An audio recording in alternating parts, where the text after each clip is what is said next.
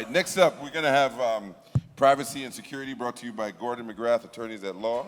It will be moderated by Mr. Learie Hercules, CTO of Smart. That's your writing? Your J looks like an S. Smart Warehousing. Right. Joining us on stage, Julie Wenah. Is that right? Wenah? Yeah. Go ahead, girl. General Counsel of Meta. Matthew Joseff, Global Director of Security Specialization of Splunk. Roderick Gordon, founder and partner at Gordon McGrath. The Honorable Floyd Green, Minister without portfolio. In the Office of the Prime Minister. Yes.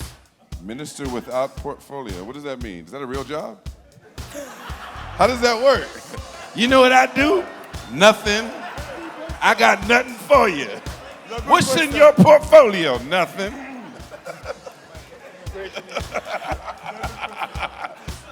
That's you the know, I best knew you were going to kind. ask that. So when we talk about innovation, that is the most innovative thing I've ever heard.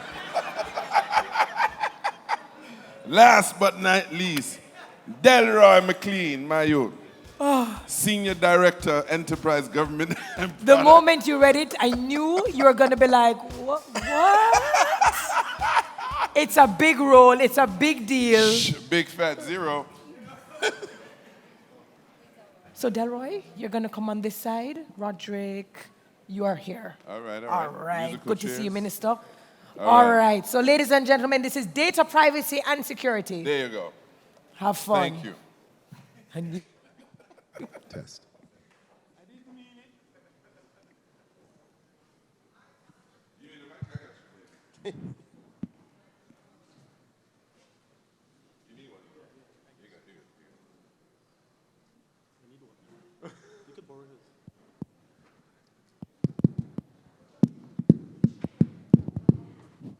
We should do a rap. Hey, good day, TechBeach. Welcome to the first TechBeach post-pandemic. Good to see a lot of familiar faces, and we give thanks for all of you. Today, data privacy and security. A lot going on in the world today, and we have an amazing panel today. What I want to do is have them introduce themselves. So, Julie. Thank you, Hercules. Good afternoon, TechBeach family. I'm Julie Wenah from Houston, Texas, by way of Nigeria. I am the pioneering digital civil rights lawyer working at the intersection of products. Started in the Obama administration, where I led his manufacturing agenda, then went to pioneer some efforts at Airbnb, and now I'm at Meta. Oh. And I'm a filmmaker, because I think that's the coolest thing that I do, honestly. Hi, my name is Matthew Joseff. I'm with Splunk. I've been with Splunk for 7 years. I'm based out of Connecticut. Just moved back from 2.5 years in Tokyo and 1.5 years in Singapore.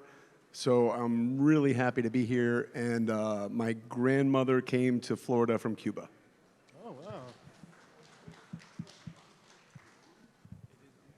Hi everyone, I'm Roderick Gordon. I am a lawyer based in Jamaica.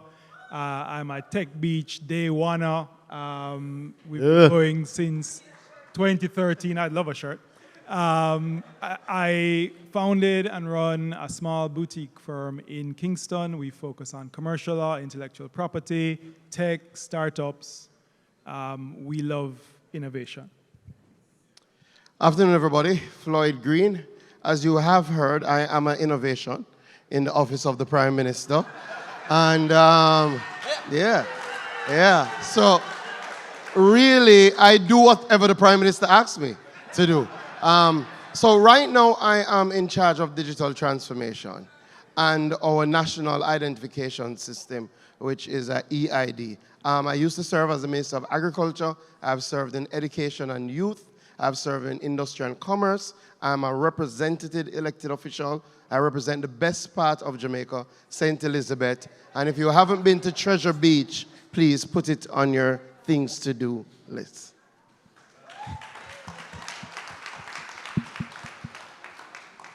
Good afternoon, everyone. I'm Delroy McLean, Senior Director for Business, Enterprise, Government, etc., Cape and Wireless. I'm the Regional Director, I would say, for entrepreneurism within Caribbean Wireless. So I focus on innovation within the business and how it is that we can support the Caribbean in a much better way. I won't go through what we've achieved. I can't stand up. Really, I mean, amazing to hear. But yeah, I'm here to speak about how it is that we have innovated in the space of privacy and security.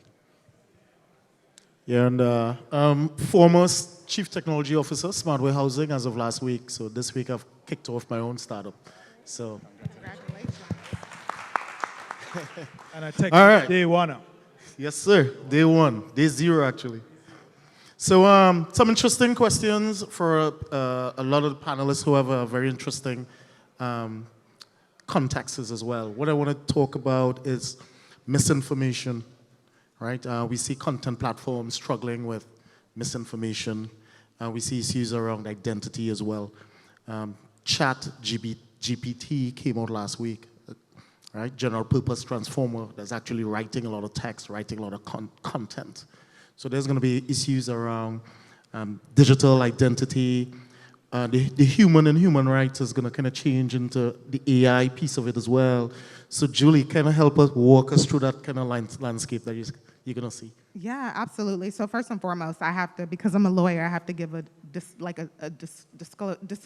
disclaimer that I am not here in my professional capacity. I'm here in my personal capacity as a digital civil rights lawyer, the pioneering digital civil rights lawyer. So with that said, you know, it's very interesting when I look at the privacy space, and I'm going to talk about it in the context from like the U.S. government lens, although there were like cases in the 70s and the 80s that opened up a lot of some of the privacy and data laws. But in 2014, John Podesta, my former boss, Secretary Penny Pritzker, who was the Secretary of Commerce then in the Obama administration, and other secretaries got together to put together a big data report, right? In 2014, they were like, hey, there's this clarion call. We need to be paying attention to the utilization, the deployment of data, making sure consumers know how data is used. And then what happens a couple of years later? We have GDPR, right, emerging in the EU. And then the next year we have the California Consumer Privacy Act. Now we've got all these biometric laws popping up in Texas that a state attorney general action can happen, or in the state of Washington, or in Illinois where it's quite strict. So regulation eventually came. The new frontier is going to be the intersection of civil rights and technology. And I won't say will be, it's here already now, right? We're seeing some things happening around algorithmic bias and some of the negative and unintended consequences that happen as a result of that technology.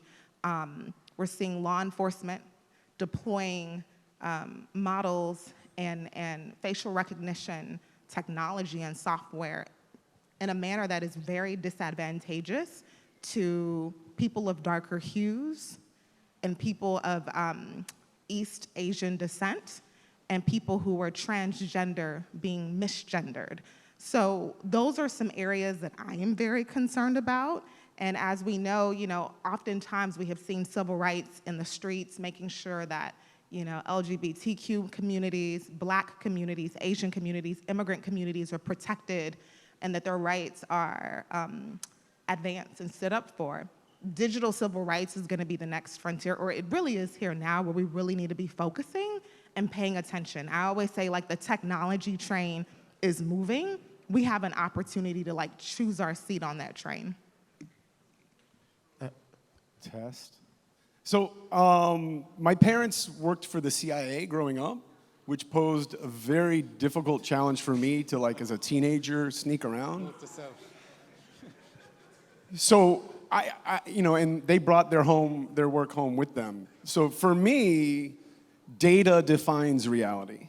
And that's the problem, is that if the data doesn't have integrity, if my alarm clock goes off at 10, but I need to wake up at 8, it's useless. And the thing with the new chat and AI, and I hate saying AI, but it poses a problem in that all of the misinformation that was on Twitter and social media leading up to 2016 and on, it's just going to be faster. So it really is, instead of black or brown or Asian or transgender, like, I don't care what you look like, it's your behavior. When I talked to my daughter when she was younger, I was like, what does a bad guy look like? And she essentially drew the Hamburglar from McDonald's with the mask and the stripes and everything. Like, okay, we have to talk. So it really challenged me, like, how do I discuss this with my daughter? It's behavior. So it's wanted and unwanted behavior, and in the data, every mouse click and every keyboard stroke creates ones and zeros. Just do the math. Unwanted versus wanted behavior. There's a cultural element to that as well, right? A lot of the data that's being generated is being generated by the developing world, which culturally is very different. And so other parts of the world see life and the world very differently as well, and that is not also incorporated in. But the assumption is that you're going to consume these AI models to change how you view your life as well. So kind of walk us through, I want to hear Minister Green, you talked about digital transformation and some of the governmental related stuff. It's what is the framework around a population who historically has consumed technology versus creating technology?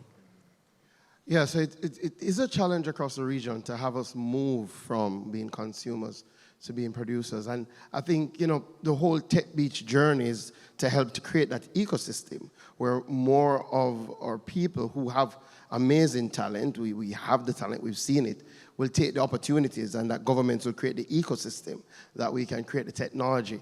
I think we are transitioning, and we have recognized that we have to put a framework, especially on the governance side, to catch up. So for a long time, we never spoke much about data and about the value of data and the concept of who owns data.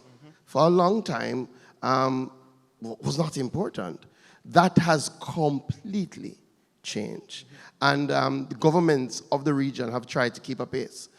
Thankfully, Jamaica has made tremendous transformational change over the last 2 years, actually. So in 2020, we put in a new Data Protection Act, which really for the first time defines who owns data and gives rights to the data owner and speaks about consent that has to be garnered when you are sharing data. But more importantly, it now puts a responsibility on the data controller to act fairly in relation to processing data and to not do things like take more data than is needed for the purpose. It's fully transformational, but we're not there yet. So the act was passed in 2020. The Information Commissioner, who is the person who has oversight, who will ensure that companies and persons act in accordance with the act, was appointed in 2021. And that starts a 2-year time period that companies have to really get their houses in order, to recognize that they are data controllers, to register, to put in their various structures to be able to report. So by 2023, it will be, a completely kind of different space as the act sort of comes into full fruition. But there's still challenges, there's still issues, there's still things about identity that we will have to deal with, and I'm sure that we will talk about. But I think what is emerging is that the government realizes, and governments of the region, and a lot of the work that we're now doing in data protection and in privacy is influenced heavily by the EU, I will say that, right? And a lot of the EU principles do form the basis of our data laws, which means when I say it's a significant change, it is. Part of what we will have to do is use platforms like this to ensure that the word gets out and that people are able to make that change. Or we could have a significant amount of litigation around data protection and privacy. Question around, love it. Questions around corporate innovation and entrepreneurship when it comes to the protection of IP. Who owns the IP? And how do you protect IP when you're doing the entrepreneurship piece of corporate innovation? Good one. The truth is, it goes back to us for a separation between data privacy, if you will, and data security. As a telco, data security is key, right? A lot of data is passing us, and of course, we always want more data so we know what we're protecting and what the threats are out there. So we have one side of our team creating friction, saying, give me more information or more data so I know what I'm protecting. Another side that says, we're not releasing anymore. We don't need more than X or Y because of privacy. So unbeknownst to most people, I'm guessing, for Cable Wireless, we are a net neutral company, right? So that means we are very focused primarily on that privacy. And many customers, in fact, ask us, why can't you tell us this in advance? And we can't, because we actually don't have that data. We don't retain it for that very purpose. And that actually helps us in the long run and in the day-to-day in protecting our partners. We leverage our partners every day in those partnerships to drive that innovation, to drive the entrepreneurship. We've squared ourselves off as a telco primarily, and we've built up a team that are focused solely on building those partnerships and ensuring that they themselves practice the data rigidity that we do as well, right? So are you GDPR compliant? Are you looking at privacy first? Because privacy doesn't require security. Security requires privacy, but not the other way around necessarily. So those are the questions we ask, and even how it is that we structure our contracts, our partnerships, our customer contracts, is letting them know in advance that, hey, this is who you're working with transparently, here's how we work, here's how we innovate, and here's what we've been doing. I'd say in the past 3 to 4 years is when that innovation has really accelerated on both the business side and the consumer side. We were speaking to our customer base a lot more, saying, we know you're asking for X or Y, but here's the reason why you can't get it, but here's what else is coming, right, in keeping with the industry trends. Our biggest partner, honestly, is government. Government has been very supportive with the regulations, with the laws, bringing them into play so we can, level the field a little bit, because when it is that you can't innovate internally quickly enough, you fall behind. And those processes, if you all know, those processes around data privacy can slow you down. But when it is that playing field is level, it allows everyone to catch up. And we focus our teams now more so on how it is that we can achieve that privacy level, right? That commitment to ourselves, our culture that's built as it is, while still innovating. And that's where we focus. What can we do for our customers? Listen, listen, listen. What can we do for our partners? How do we understand them? What's our value chain? How do we understand them? So that's really that end-to-end for us between privacy and security and how it is that we protect the IP. Sure, Learie. So, Cable and Wireless has had a big advantage in that they have been in the GDPR regime long before a lot of us even knew about it. So one of the key challenges we're going to have is that companies, businesses in our region, believe that once data has been given to them by their customers, they own it. And that's not the case. It never was the case, and it no longer definitely is the case. So you are the data controller. Floyd referred to data controller earlier. Once you receive that data, you have to know how to handle it, and there are standards under the GDPR and in most of our local legislation that say what you can do with it. You have to amend all of your agreements to say, this is our privacy policy, this is how we protect your data, you consent to how we use it. And so that's a huge learning curve, Learie. So when you spoke about how do we as mass consumers now change that mindset, Cable and Wireless, great answer, but the truth is that you even have employees who are now creating intellectual property, and you need to look at their contracts as well and respect their creation as opposed to work that's done for the company. So it's going to be an interesting journey. I love the change the mindset. So from a security point of view, what are you protecting? Intellectual property, money, credit cards? That's all data. It's all data. 92% of global currency is data. Banks are not money companies, they're data companies. So changing your mindset, think of it in those terms as you're building your organization and going down your journey. Awesome. I know Splunk hunkered down on a lot of the cyber security portfolio as well. So I'm very interested in, we have quantum computing. You could go to IBM, get qubits, right? So the computational power is exponential. How is Splunk and companies like Splunk going to have to take another technical leap to ensure that the infrastructure is there from a security point of view? We actually have a partner, Quantum Computing, and we're running we've done some stuff with machine learning. We know the outcome. We're sending them the data. I'm like, can you replicate this? Can you make it better? What does quantum data look like? Yeah, awesome. A little bit more about security. I want to touch on 70% of data breaches occur from disgruntled engineers, right? The perception is somebody is attacking you from the outside, but that's not the reality, right? So kind of walk the audience through what processes and systems need to be in place to reduce and mitigate that 70% down to zero. It's really, I hate security. I'm a control freak, and you can't control, you're secure until you're not. You can be sober, driving the speed limit, hands on the wheel, seatbelt, and still get into an accident. Target, the day before they had that breach, they weren't like, oh, you know what, we're getting breached tomorrow. So security, for me, is a feeling. How do you measure it? If you can measure it, you can manage it. So in terms of security, we're taking a risk-based approach.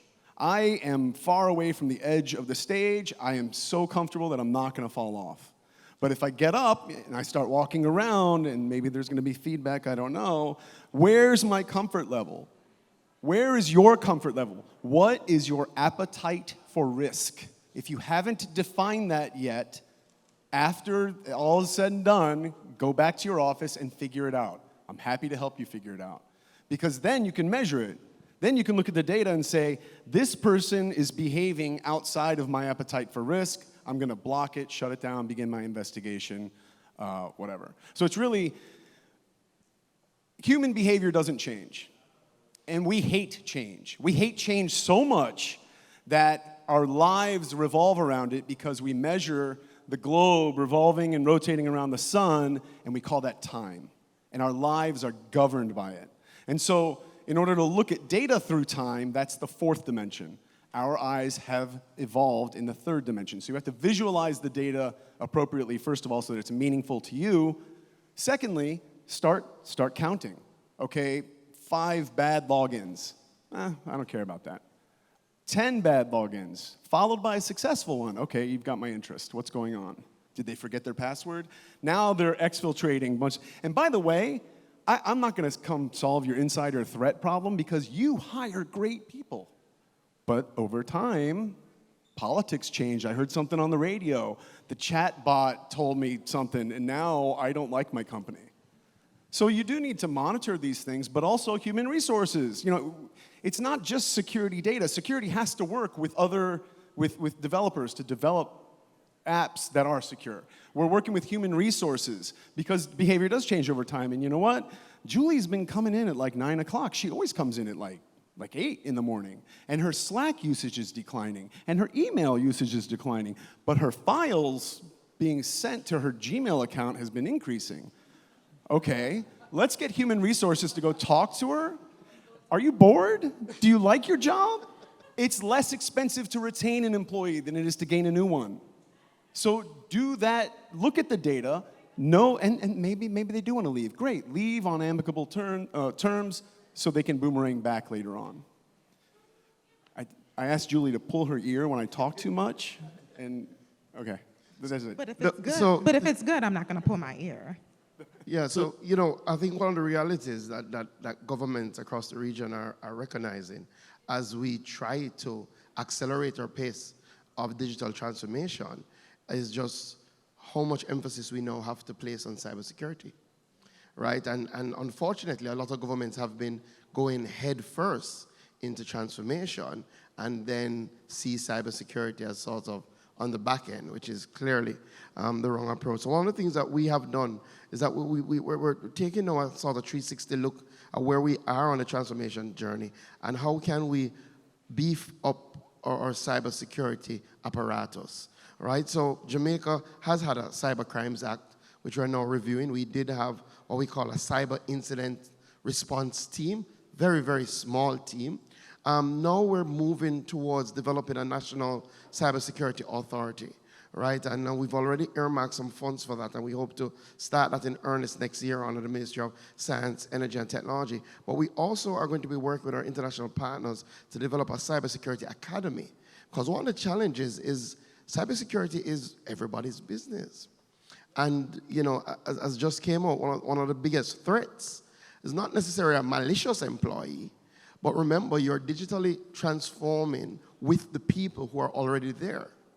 And oftentimes, do they know the principles that they need to be aware of as you move them from these manual processes to these digital processes? So part of what we're looking to do is how can we partner with private sector, with startups, to ensure that we can fully train our government cohort in even basic cybersecurity principles. Because oftentimes, that's the entry point through somebody just not doing what they were supposed to do, like log off their computer. Yeah, just to build on that one, and there's some of my coworkers here. One of the annoying things that we see every month, I think it feels like, is a new certification for cybersecurity, or a new training. And it's mandatory for all employees, right? And it's the most annoying thing to complete. But the coolest thing about it is that it has a heavy focus on culture. So by market, it actually is slightly different depending on where you sit.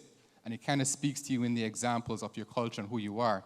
And then it's mapped very closely to what we call our people function, not the HR function, the people function to see if you're happy, your wellness, etc., and tied to our core principles.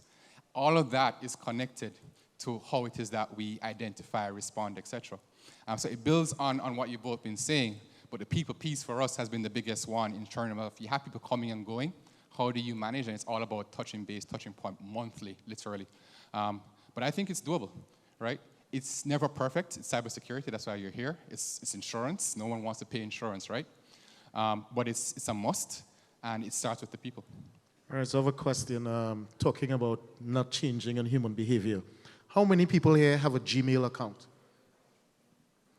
And leave your hands up. How many people changed their passwords last week? How many people changed their passwords a month ago? How many people still have a password from 6 months ago? Right? So passwords suck. Okay? How many people have written down a password before? Right? Passwords suck as a security mechanism. Right? But I would argue that they are a privacy mechanism. Yes. The lock on your bathroom isn't for security. Yeah. That's for privacy. Yes. So what needs to occur for passwords to go away? And there's some things out there. What needs to occur? Right? There's governmental representatives, there's corporate entities, right? What needs to occur?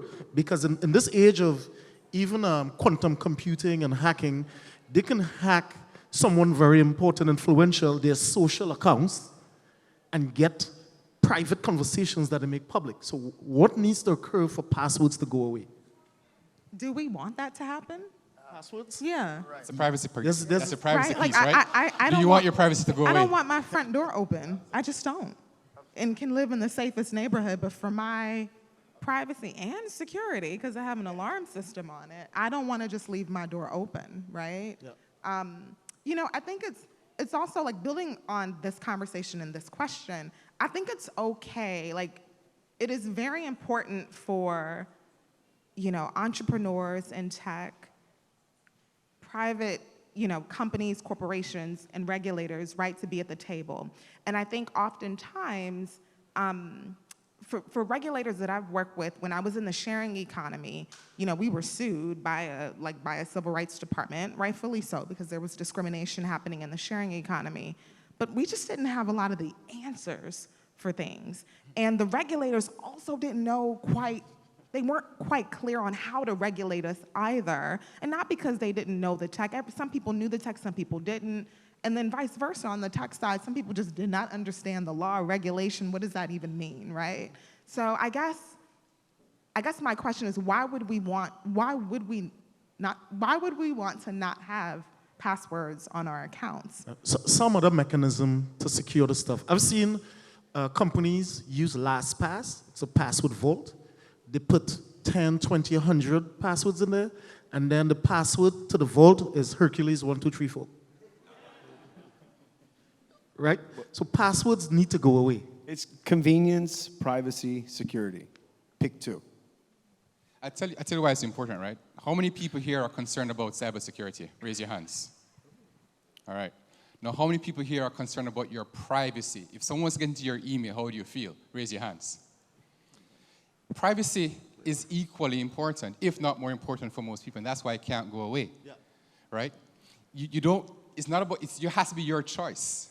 as to what you allow, and that's your password. Now, the strength of the passwords and whether it's that's a different story altogether. Learie, But you have to start there. I hear you, and I thought you might have also been looking at, do we prefer biometrics or some other system? So the other challenge there is who is the custodian of that information?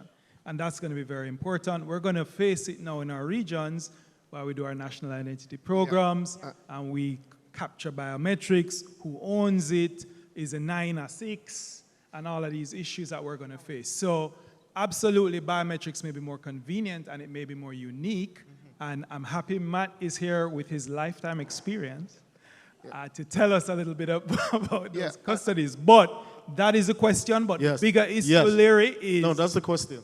Who is going to be holding it? So most of us now give Apple our biometric information. How comfortable are we in terms of how they secure that? And so, and that's where we have been going. Clearly, the world has been evolving from passwords to more identity. Can I prove that you are who you say you are? And if I can prove so, then you can access X, you can access Y, because that's what I really need to know. And clearly, governments across the world have seen this as a tool to make their citizens more secure in relation to developing national identification systems, which is where we're going with Jamaica. But there's a challenge, because you also have to balance privacy, and you also have to get the trust, right? And, you know, how do people feel about governments? How do people feel about they being the data controller? But clearly, identity is the answer that we're looking for, and being able to truly use things like biometrics to prove your identity. So, for example, now we are building in Jamaica what will be our first true national identification system that is being built in the realm of data protection, that is being built in a world that you have to consider cybersecurity. So it far surpasses anything else that we have had, and we expect to launch our technical pilot for that next week. But how will we now get buy-in? So we'll have to convince people that, one, this will not only make their life easier, but this is the safest way to move forward. I want to field 2 questions before we leave. Anyone? Mark?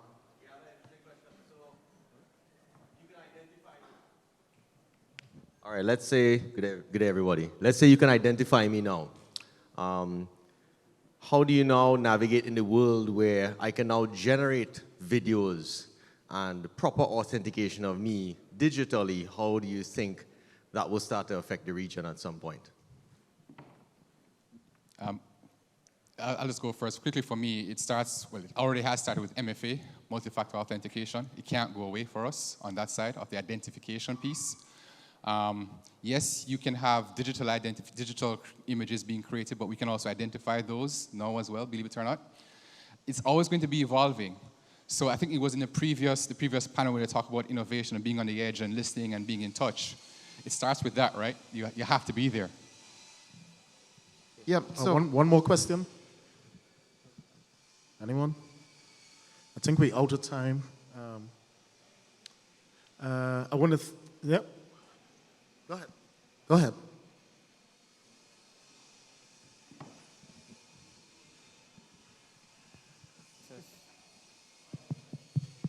Test. Speak loudly. Speak loud, it's okay. Okay, I think it's working now. Yeah. Okay, you guys can hear me? All right. I'm just putting something out there for you guys to think about in terms of security and facial recognition. So I have a sister that looks just like me. And I bought the same phone that I had for her as a present. And so on some days, I'd have a challenge just deliberately trying to unlock her phone using my face. So each day, I will try and maybe put my hand over my forehead or my nose or my mouth and try to see if I could trick the password algorithm. And I was trying to prove to her that I can get into her phone because we look similar. And she's saying, no, it's unbypassable. And so what I did, I'm a graphic designer, by the way, everyone. I found a photo of her on my phone. I was able to isolate her face. I zoomed in on my phone and put the phones together facing each other, and the phone was unlocked. So how do we approach that when it comes to security? We don't let you near her phone. Well, maybe I'm in the wrong field. I should be in cybersecurity to test these things out. Anyway, so I just wanted you guys to think about that. This is. I don't use biometrics because I'm scared that I have something valuable enough worth cutting my finger off for, or peeling my. Forgive me, but peeling my face off. You know, I'm just that paranoid. So there has to be another way. But I mean, think about going through the airport. I mean, you're pretty private, but it's not convenient at all. I will also say that I can't remember the numbers, but when facial recognition biometrics started, it was like a 16 points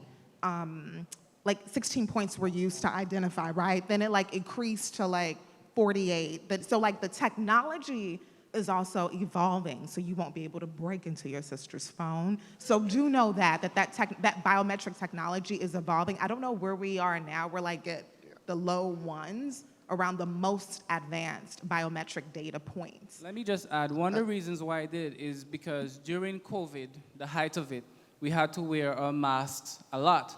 And so sometimes you risk being at risk or putting someone at risk by taking off your mask to unlock your phone.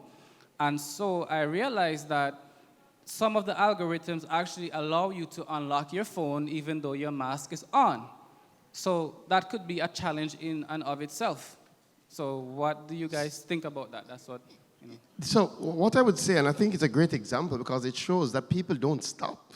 They will try and try. We're going to have to wrap up. Yeah, so what has to happen is that systems have to evolve.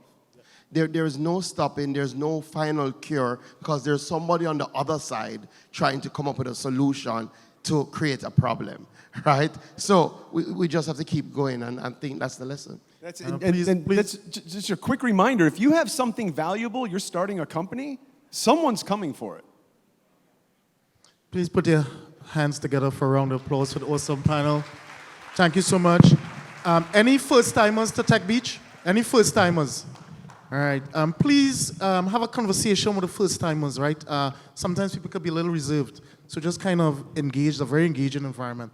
So please make yourselves available to them as well. Thank you for the panel. Thank you for the moderator, for the patience.